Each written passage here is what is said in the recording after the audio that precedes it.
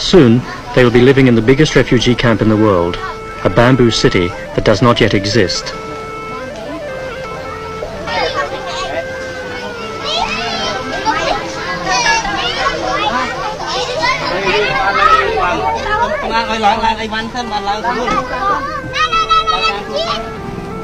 Less than an hour away by bus, Kawidang camp offers a temporary refuge from the continuing conflict along the Kampuchean border.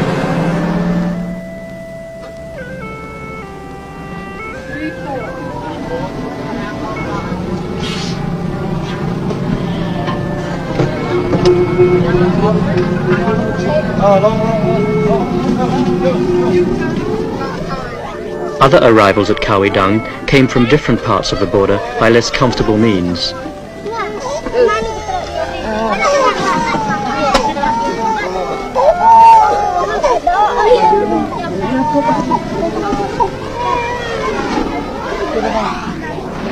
On arrival, every man, woman and child was given a brief medical inspection by a team of doctors and nurses from the International Red Cross. The more serious cases were taken directly to the recently assembled hospital wards for specialist treatment, but for most of the refugees, it was merely a puzzling introduction to their new home.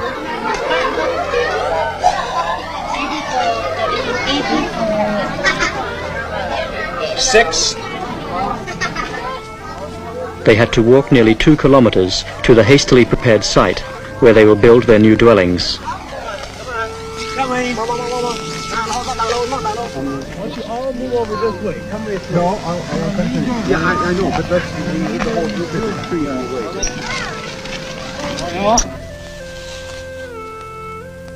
This is what Kawidang looked like about 3 days after it began.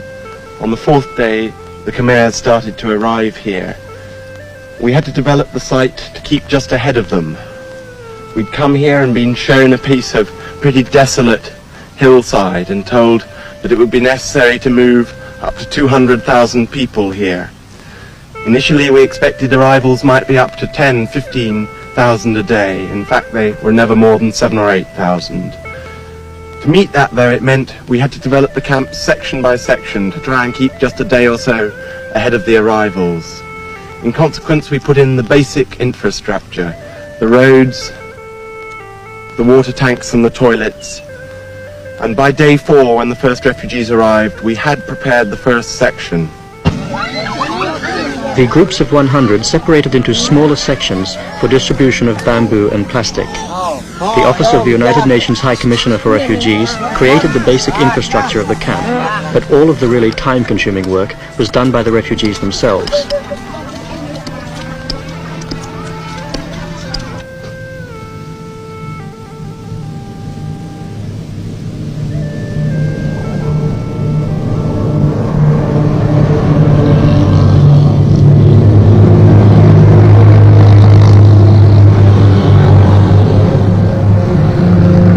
Convoys of food and construction materials from miles away became commonplace along Thailand's eastern border.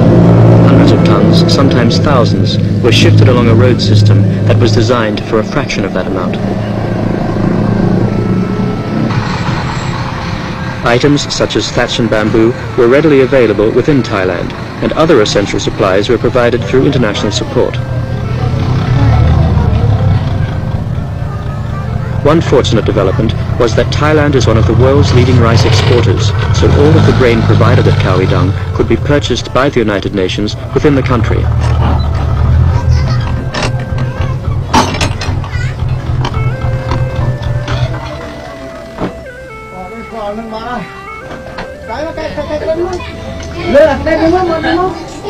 A Khmer family could survive for more than a month just from one of these 100-kilogram sacks of rice.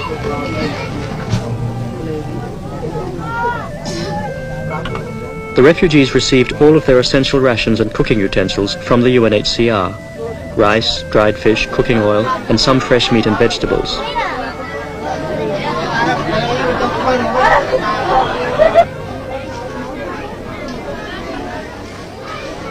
All of the supplementary feeding in Kawidang was supervised by the voluntary agency CARE.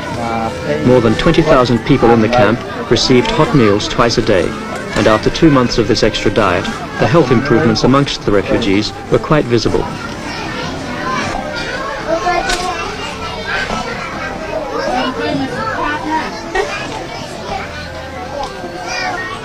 A group who worried us before the move began were the unaccompanied minors. We'd got alarming reports of how many there were at the two major border concentrations.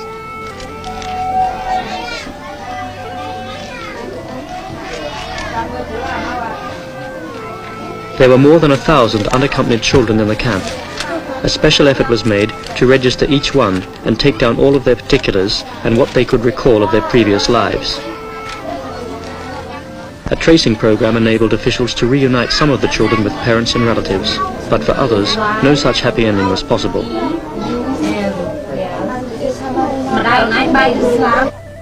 Thousands of adults too have been lost or separated from Kampuchean relatives abroad, who still hold out hope of one day resuming contacts with their loved ones. Such is their anxiety that rewards are frequently offered for any information about lost family members.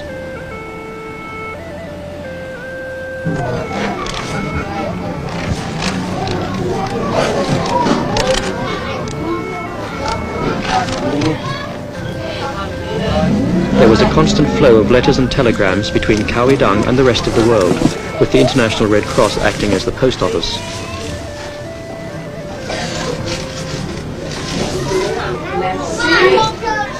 One of the first problems a camp like this faces is the medical needs. A lot of sick people arrived at the start of the life of this camp. We were far enough into the Kampuchean crisis at that point that a lot of doctors had come from Europe and from America, and there was also a big contingent of people from the Thai Red Cross.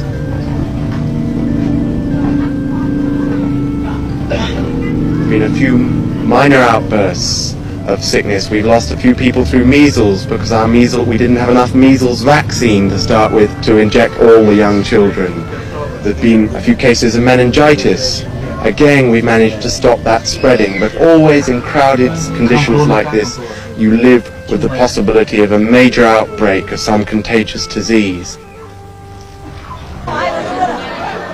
The improved diet and attention from hundreds of doctors and nurses transformed the people's lives in a matter of weeks.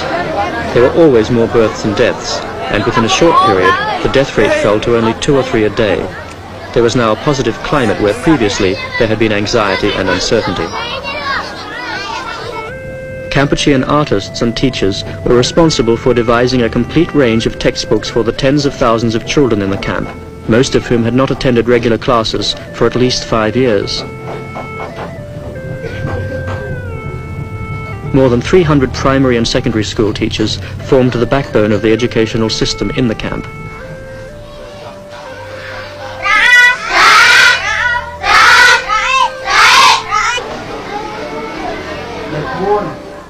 Classes started just after dawn and continued throughout the day in 2-hour shifts in order to reach the greatest number of children.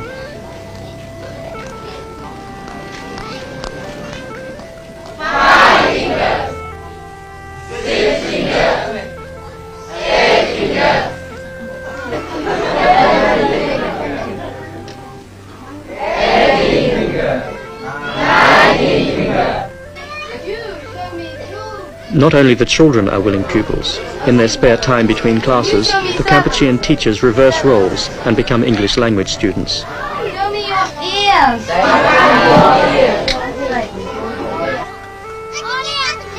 Kawi Dang's basic needs of food and water, health and education were all met due to the willingness of both officials and the Kampucheans themselves to work together. The more complex problem, though, of finding a durable solution to their plight cannot be answered within the 3 square kilometers of Kawi Dang camp.